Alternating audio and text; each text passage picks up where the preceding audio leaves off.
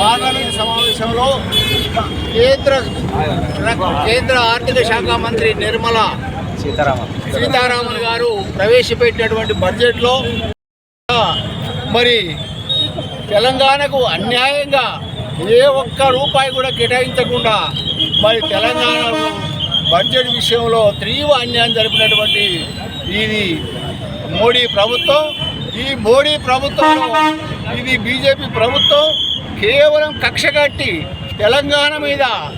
సహజ తల్లి ప్రేమ చూపినటువంటి ఈ మోడీ గారు మరి ఈ విధంగా ఎందుకు కక్ష కట్టి కేవలం బీహారు మరి ఆంధ్రప్రదేశ్ మాత్రమే అధిక నిధులిచ్చి తెలంగాణ నిర్లక్ష్యం చేసినటువంటి మోడీ తక్షణమే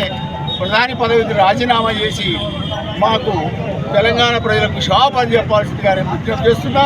మరి ఇదే విధంగా మరి తెలంగాణ ప్రాంతంలో ఎన్నుకోబడ్డటువంటి 8 మంది ఎంపీలు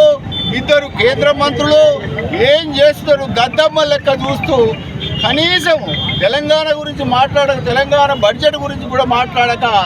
పార్లమెంట్లో ఒక ప్రస్తావన కూడా ప్రస్తావించినటువంటి వ్యక్తులు మరి తెలంగాణకు నుంచి ప్రజల నుంచి ఎన్నుకున్న ఎంపీలు తక్షణమే రాజీనామా చేయాల్సిందిగా నేను విజ్ఞప్తి చేస్తున్నా. ఏది ఏమైనా మా కాంగ్రెస్ ప్రభుత్వంలో రేవంత్ రెడ్డి గారి నాయకత్వంలో మరి మంచి పరిపాలన జరుగుతున్నా మరి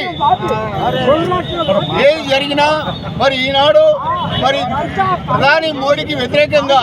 మరి తెలంగాణలో మాకు బడ్జెట్లో ఎలాంటి కేటాయించిన సందర్భంగా మరి కొమ్మూరి ప్రతాపరెడ్డి గారి ఆదేశానుసారం జిల్లాలో అన్ని మండల కేంద్రాల్లో కూడా ఈ యొక్క కేంద్ర ప్రభుత్వ ప్రధానమంత్రి అయినటువంటి మోడీ గారి యొక్క దిష్టిబొమ్మలు దగ్ధం చేయడానికి మేము నిర్ణయించుకున్నాము. అది కూడా మా జిల్లా కాంగ్రెస్ అధ్యక్షుడు మాజీ ఎమ్మెల్యే మా కొమ్మూరి ప్రతాపరెడ్డి గారి ఆదేశానుసారమే ఈ కార్యక్రమం చేపట్టడం జరిగింది. అది అందులో భాగంగా ఈరోజు జనగాం పట్టణంలో పట్టణ కాంగ్రెస్ మండల కాంగ్రెస్ అధ్యక్షులు అందరూ కూడా సమిష్టిగా ఈ యొక్క మోడీ యొక్క నియంతృత్వ పాలనను ఎండగడుతూ ఇటువంటి కార్యక్రమాలకి ముందు జరగకుండా ఇప్పటికైనా కళ్ళు తెలిసి మా తెలంగాణ ప్రాంత అభివృద్ధి కోసం తెలంగాణ పారిశ్రామిక కోసం యువత కోసం ఎప్పుడే తక్షణమే మళ్ళీ బడ్జెట్లో కేటాయించాల్సిందిగా మరి బడ్జెట్ సవరించైనా మా తెలంగాణ న్యాయం చేయాల్సిందిగా మేము ముఖ్యంగా ప్రధానమంత్రి కోరుతున్నాం. అది కాకపోతే శాత కాకపోతే రాజీనామా చేసి దిగుమని మేము అడుగుతున్నాం. రేవంత్ రెడ్డి గారి నాయకత్వంలో